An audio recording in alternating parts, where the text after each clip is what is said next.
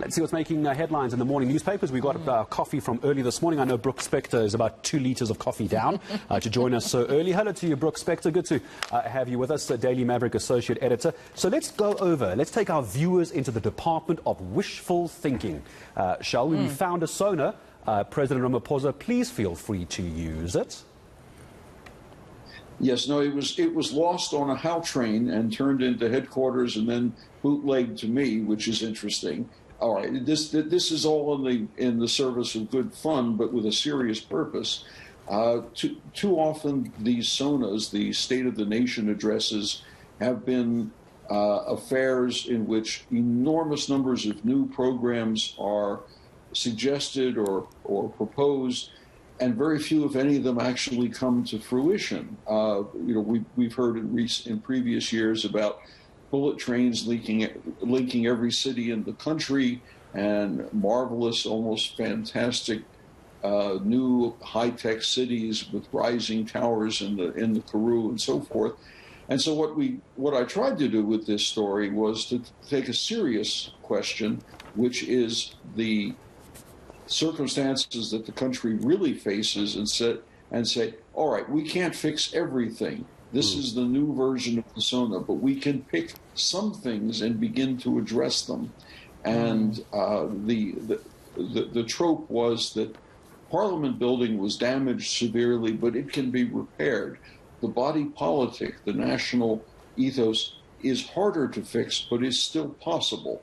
And one of the things we proposed in it was to get every law firm in the country of competence to lend the government its brightest and its sharpest lawyers to assist the National Prosecuting Authority in bringing cases forward and winning them against the people who are known to be corrupt but not yet proved.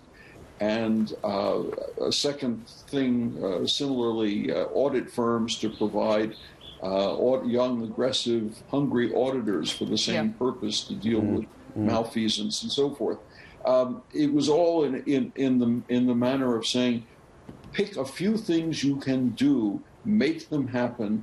Oh, and by the way, everybody at the top levels of government takes a pay cut, gets an economy car, and no more business class or first class travel, and all the benefits that accrue to you, cut them back because we're in an economic crisis. Absolutely. And I see another story there that is on the Daily Maverick. Brooks, a story that you did on Ukraine, as well as its connection to global supply chain, as well as the damage that hostilities can actually make. Yeah, that was interesting. It actually came to me almost by accident.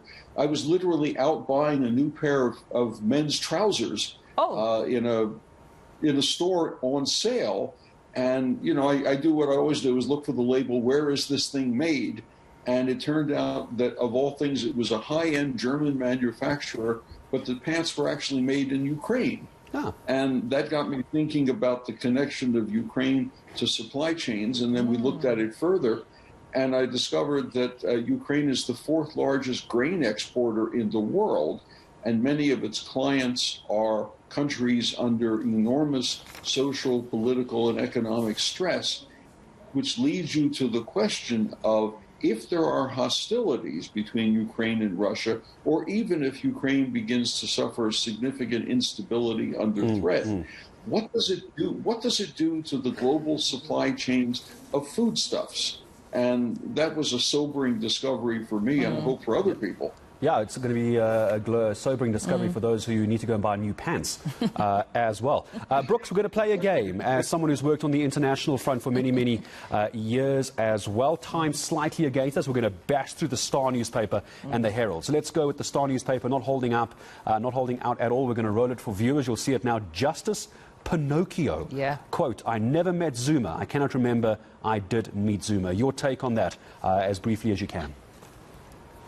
Well, obviously, the Star and the Independent Group had it in for Deputy Chief Justice Zondo, and they found a chink in his armor, a misstatement at best about whether or not he had met then President Jacob Zuma.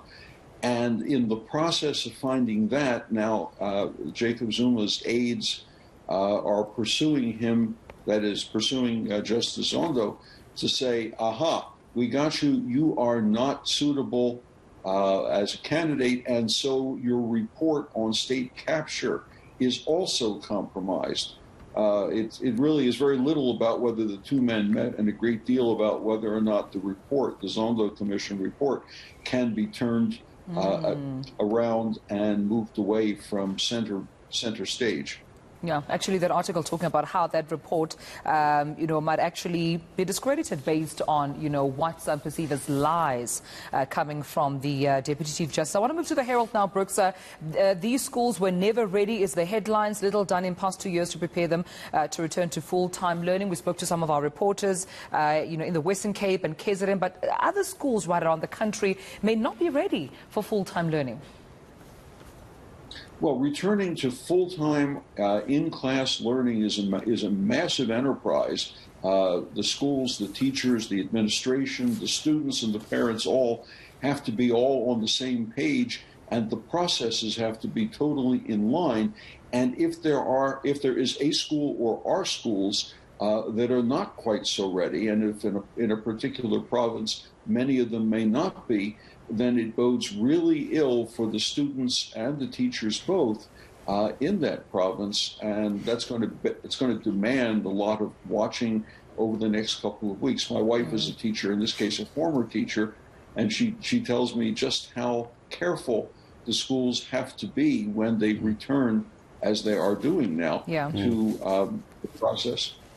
And we also know warnings of this fifth wave as we get into winter is also all going to be watching it very closely. Brooks, always a pleasure to have you with us. Daily Maverick Associate Editor Brooks Spector, always great with his headlines, how he comes up with that. We will speak to Brooks again, I think, in a few days' time. Sport.